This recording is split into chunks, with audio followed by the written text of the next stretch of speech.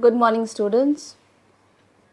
In today's class, we shall continue with the chapter pronouns and we'll begin with reflexive pronouns.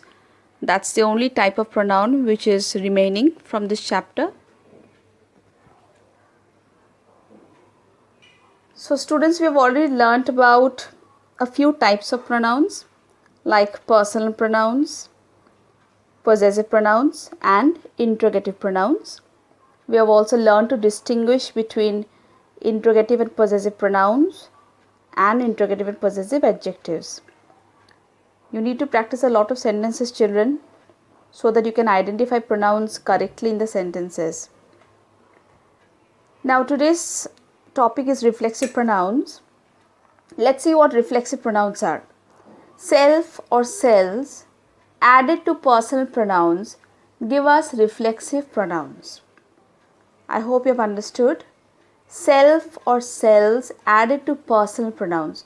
What are personal pronouns? What are those words which we use as personal pronouns? We use I, we use we use your, we use him, her, it, them. Now you cannot add self to I, that's obvious. Instead we use myself, right? Now let us see how these self words or these reflexive pronouns can be used or are used in the first person, second person, third person, singular and plural. In the first person singular we have my plus self, that is myself. Plural our plus selves, ourselves. In the second person singular we have your plus self, yourself. Second person plural we have your plus selves. Third person singular we have him plus self, himself, her plus self, herself, it plus self, itself. And in the third person plural we have them plus selves, themselves. So we have seen how selves are used in order to refer to plural and self is used in order to refer to the singular. So you have your chart of reflexive pronouns. These are the words which are used as reflexive pronouns. Now moving on to the next part, how to use a reflexive pronoun in a sentence. Let's see some examples and also let us go through a few more important points. Okay, let's see these examples, children. Usage of reflexive pronouns in sentences. These may be used as object of the verb used in a sentence. So this means that a reflexive pronoun may be used as an object of the verb in a sentence. Now how? Let's see. Example, I cursed myself. I, as you can see, is clearly a subject here. Cursed is the verb here. I cursed whom? I cursed myself. Therefore, myself reflexive pronoun here works as an object to the verb cursed.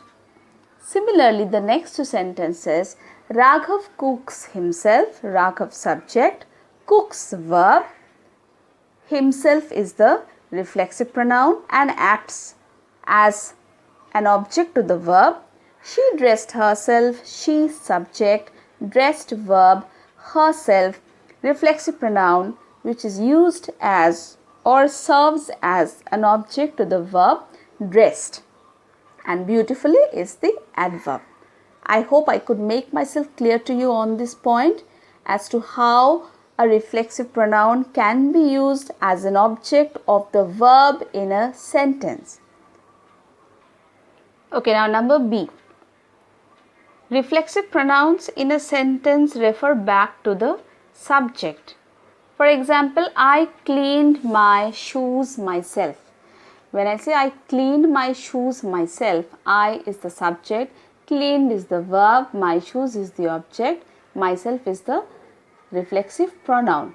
You will find here, children, that myself here refers back to I, right? To the person who is speaking here.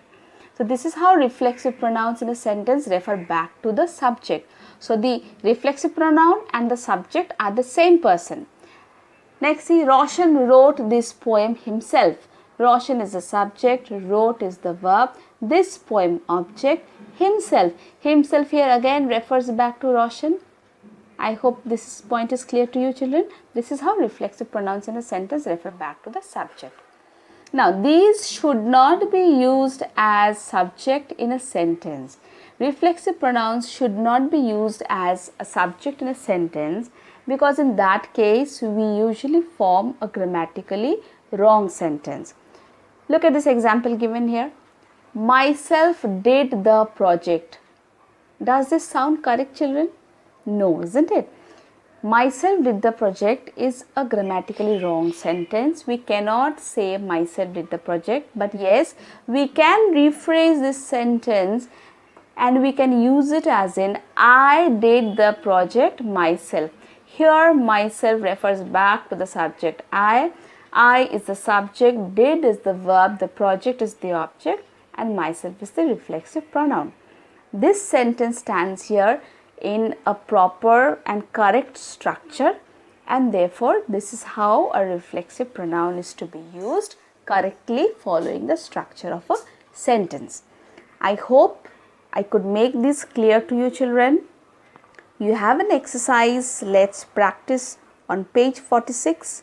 I want you to finish that exercise, and after this we shall move on to the next chapter on demonstrative pronouns. Before this, I want you to practice more and more of this exercise and be thorough with these three types of pronouns that we have done. Personal pronouns, have got further divisions, subjective and objective. Possessive pronouns, interrogative pronouns, and reflexive pronouns. So these are the four types of pronouns that we have learned in this chapter. Please practice. If you have other reference books, be it Renan Martin, N.K. Agarwal, or P.K. De Sarkar or P.K. Mukherjee, whatever you have, please make use of those books and practice more and more. If you don't practice, you will not understand these and you will tend to forget this by the time we move on to the next chapter. So we end our class here, children. Let us stop today for now, and we'll meet in the next class. Thank you very much. Have a nice day.